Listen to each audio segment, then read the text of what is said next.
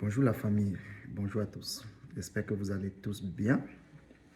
Moi, je vais bien, juste un peu de froid, mais ça va aller. Euh, Bienvenue déjà à la chaîne. Si vous êtes nouveau, je vous invite, n'est-ce pas, à activer la cloche de notification, vous abonner, partager au maximum, car ici, nous parlons immigration, nous parlons tout ce qui est réalité, n'est-ce pas, de vie, de la vie, n'est-ce pas, du Canada et des États-Unis, ainsi de suite. Pour ceux qui aspirent, n'est-ce pas, immigrer ou ceux qui sont déjà là, nous racontons, n'est-ce pas, des histoires qui peuvent, n'est-ce pas, sensibiliser et aider les uns et les autres à tirer des leçons et à éviter certaines frustrations de vie, que ce soit dans un futur proche ou un futur lointain. Aujourd'hui, je vous reviens, n'est-ce pas, avec une histoire qui m'a beaucoup touché, un jeune couple immigrant qui sont arrivés, n'est-ce pas, au Canada, et ils se sont séparés subitement. Subitement, je vais dire subitement parce que ils n'ont même pas fait un an au Canada et ils se sont déjà séparés. Du moins, ils sont en cours de séparation parce que tout est déjà calé, tout et tout, avec le notaire, tout et tout. Donc, en fait, c'est l'histoire de Monsieur X qui arrive au Canada avec sa famille, avec sa femme et ses 3 enfants. Et malheureusement, ils sont en cours de divorce.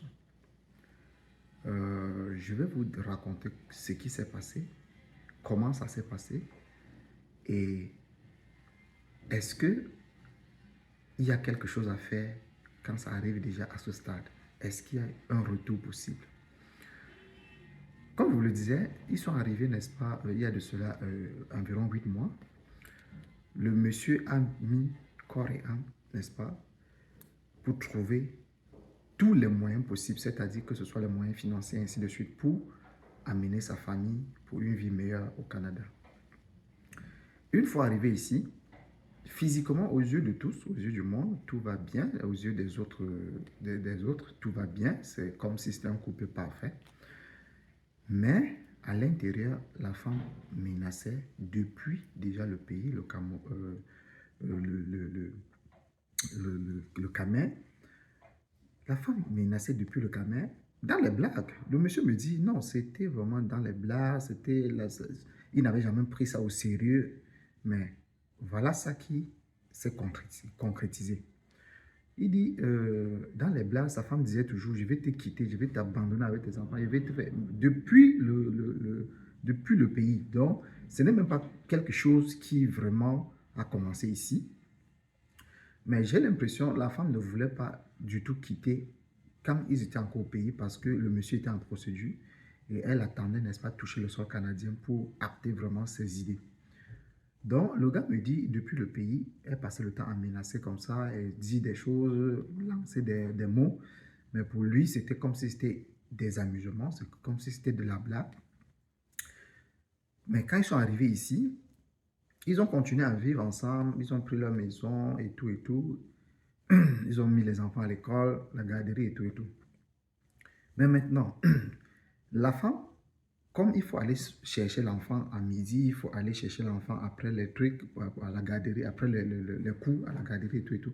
Donc pour le moment, la femme n'a pas encore trouvé un travail qui va lui permettre, n'est-ce pas, d'être si flexible que ça. Donc du coup, c'est monsieur seul qui travaille. Ils ont continué comme ça jusqu'à ce qu'il y a de cela 7 mois. 7 mois après, quand les allocations, parce que quand ils sont arrivés, comme je vous parlais, n'est-ce pas, tantôt dans ma vidéo précédente, quand vous arrivez au Canada, quand vous avez la famille, quand vous avez les enfants, il y a un argent que le gouvernement donne, n'est-ce pas, pour vous aider, pour vous accompagner, n'est-ce pas, à prendre soin des enfants parce que c'est hyper cher. Un enfant au Canada, c'est hyper cher. C'est beaucoup d'argent qu'il faut dépenser, que ce soit pour les loisirs, que ce soit... Il y a tellement de choses à faire. Donc, le gouvernement vraiment aide, n'est-ce pas, les citoyens ou les immigrés, surtout résidents permanents. Je ne sais pas si les autres moyens d'immigration perçoivent aussi ça. Ce que moi je sais, c'est que les résidents permanents reçoivent cette allocation familiale-là pour s'occuper, n'est-ce pas, pour les aider, n'est-ce pas, à s'occuper, n'est-ce pas, de leurs enfants. Donc, une fois arrivés, après 3 mois, ils ont commencé à recevoir les allocations familiales. Quand la femme a attendu jusqu'à ce que Le monsieur a tout fait, on a tout engagé jusqu'à ce que l'argent a commencé à aller dans le compte de la femme, n'est-ce pas? Là, elle est allée voir un notaire. Elle a engagé, elle a engagé, n'est-ce pas, les papiers de divorce sans dire à son mari. Mais je vais mettre une pause vraiment pour vous poser une question. Est-ce que ça s'explique que tu es au lit avec ton mari tous les jours? Vous faites l'amour, par derrière, tu es en train de préparer les papiers de divorce. Sincèrement, laissez en commentaire, je veux vraiment savoir. Et j'invite les femmes vraiment à dire quelque chose par rapport à ceci. Parce que le monsieur me dit, jusqu'à ce que les papiers de divorce, jusqu'à ce qu'il rentre chez lui un jour, au lieu de lui servir à manger, il y a les papiers de divorce sur sa table. Je vous assure, lui, il n'arrivait pas à croire vraiment à ce qui se passe. Parce qu'il me dit, jusqu'à la veille, il avait toujours des bons rapports avec sa femme. Donc, il ne pouvait même pas imaginer que la femme avait les menaces verbales, comme je vous disais tantôt. Elle a pu concrétiser. Donc, elle lançait toujours les menaces verbales, là, un peu comme de la blague. Mais le gars dit, quand il rentre chez lui un soir, il voit les papiers de divorce devant la table. Au lieu de lui servir à manger, c'est ça qu'on lui sert comme dîner. Et maintenant, je dis bien, jusqu'à la veille, il avait toujours de très bons rapports avec sa femme. Je ne sais pas si c'est quelqu'un qui a tourné sur la tête de sa femme ici, ou c'est comment, parce que moi, je n'arrive pas à croire. Je n'arrive pas à percevoir cela. Comment est-ce qu'une femme, jusqu'à la veille, est avec toi, au lit avec toi, et elle est en train de préparer les papiers de divorce derrière ton dos? Donc, là, c'était vraiment, je vous invite vraiment à me dire ce que vous en pensez en commentaire. Je continue avec l'histoire. Le gars, quand les allocations ont commencé, n'est-ce pas, à passer dans le compte de la femme, il n'y a pas de problème. Les allocations sont là, le monsieur gère tout. Quand il y a quelque chose à faire, il retire un peu sur les allocations, il gère. Ils ont même créé les comptes études des enfants. Ils appellent ça compte réel des enfants. Quelque chose comme ça, je crois que c'est ça. Si ce n'est pas ça, s'il vous plaît, vous mettez en commentaire. Je crois que c'est le compte réel des enfants pour les études. Ils ont créé ça, ils mettaient de l'argent dedans pour les études futures des enfants et tout et tout. Ils ont évolué comme ça, mais la dame avait engagé ses papiers de divorce en arrière-plan. Maintenant, entre-temps, le monsieur aussi essayait, n'est-ce pas, il se souciait de sa famille, puisqu'il paye cher là où ils sont en train de louer. Il se dit, mais pourquoi ne pas économiser vite? Parce qu'un conseiller financier, il avait rencontré un conseiller financier l'accompagnait, puisque généralement, pour le moment, il avait dit que c'est quand il va cotiser sa mise de fonds jusqu'à ça va suffire, il va surprendre la femme. Ça sera un peu comme un cadeau, quoi. Il surprend la femme pour dire que voilà, on a notre mise de fonds pour prendre notre maison. Voilà, dorénavant, on sera peut-être chez nous, ainsi de suite. Donc, il voulait vraiment faire une surprise à sa femme. Entre-temps, sa femme est en train de lui préparer quoi? Les papiers de divorce. Le gars a continué comme ça. Après 7 mois, il rentre chez lui un jour. Tout est correct. Mais quand il entre chez lui ce jour-là, il sent qu'il y a quelque chose qui ne va pas parce que même le câlin que sa femme lui donne souvent, elle ne lui donne pas. Et il se dit peut-être que c'est une mauvaise journée, ça peut arriver, vous savez, ici, là, il y a tellement de stress ici au Canada. Donc, ça peut être une mauvaise journée et ça va passer. Le gars, il entre, il s'assoit, il s'installe et tout, il salue ses enfants et tout. Et s'il vous plaît, il s'assoit maintenant à table pour... Qu'est-ce qu'il reçoit sur table? Il reçoit quoi? Les papiers de l'intention de divorce. Les papiers de l'intention du divorce. Il regarde, il n'arrive pas à croire. Donc, pour lui, c'est comme si c'était... Il se disait même que c'était les documents de l'enfant qui a déposé là. La femme dit qu'il faut prendre le temps de lire ce document. Il faut qu'on se sépare. Comprenez bien. Quelqu'un qu'il y a de cela juste la nuit précédente, vous avez forme ensemble. Le lendemain, elle te dit que comme tu vois là, hein, il faut qu'on se sépare. Le gars me dit, il croyait que c'était toujours les amusements. Il dit non, lis. Prends ce document et lis. Prends ton temps. Le gars était stupéfait. Le gars, je dis, il était dépassé. Actuellement, que je suis en train de vous parler, n'est-ce pas? Parce que le même jour, il a dit que lui, il va prendre le temps vraiment de comprendre ce qui arrive. La femme lui a dit, il n'y a pas de problème. Prends tout ton temps, mais sache que je veux qu'on divorce. Donc, la femme a attendu depuis le pays.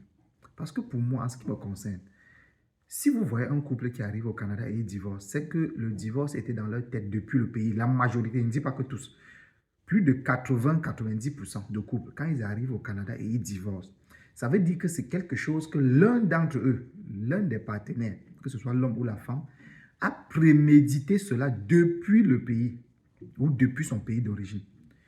Voilà comment, comme c'était la blague au début, c'était juste les menaces verbales.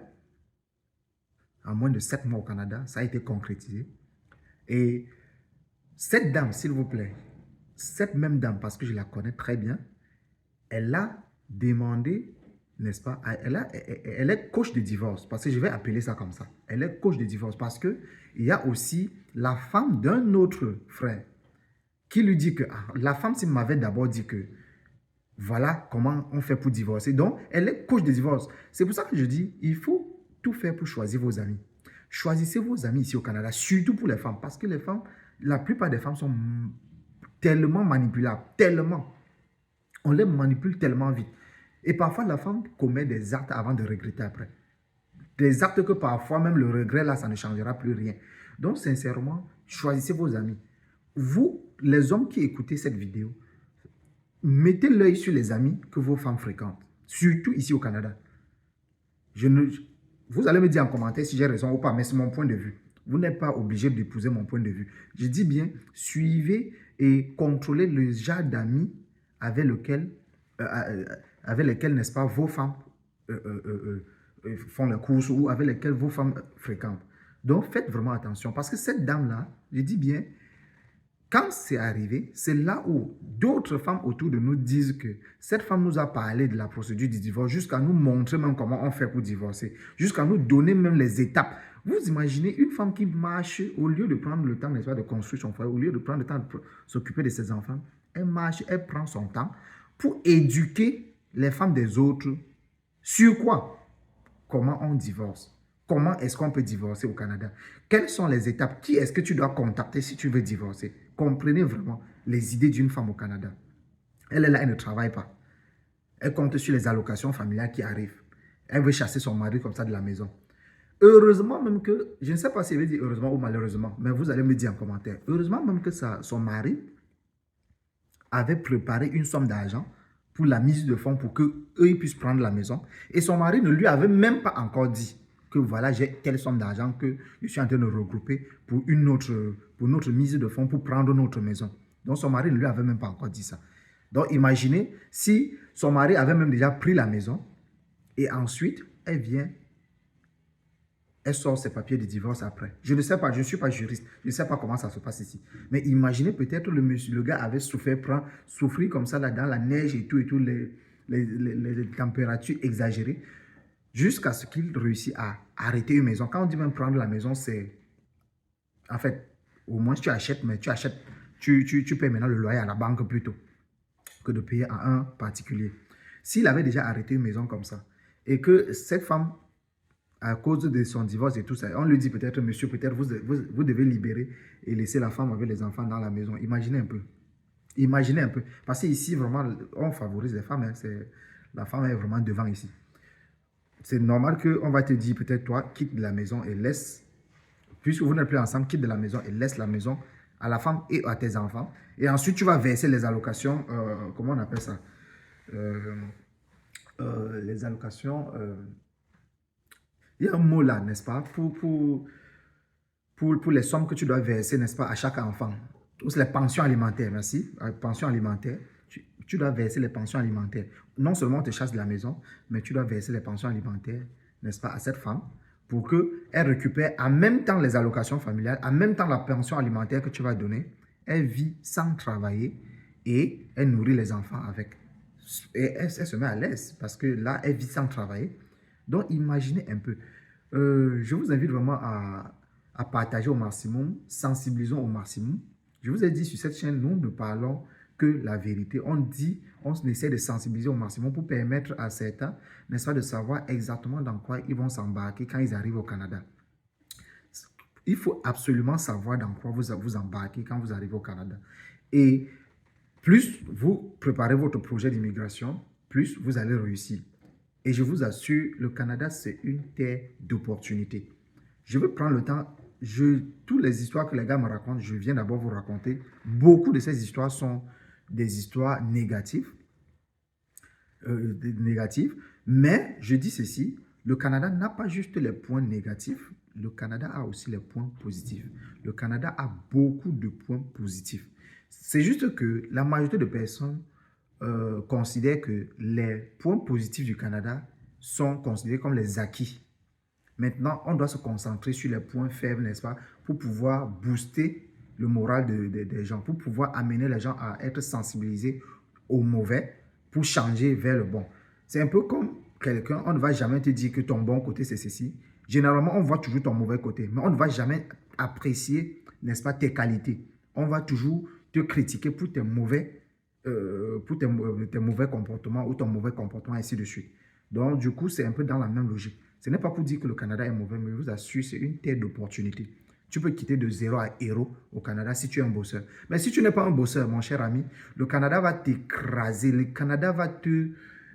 Je dis, le Canada va t'étouffer complètement, t'écraser de la sorte que même si on te lance là, même poulet ne va pas te piquer, même poule là ne va pas te piquer. Donc, en bon attendeur, salut. On se revoit pour une prochaine vidéo. À tantôt. Et prenez bien soin de vous. Merci.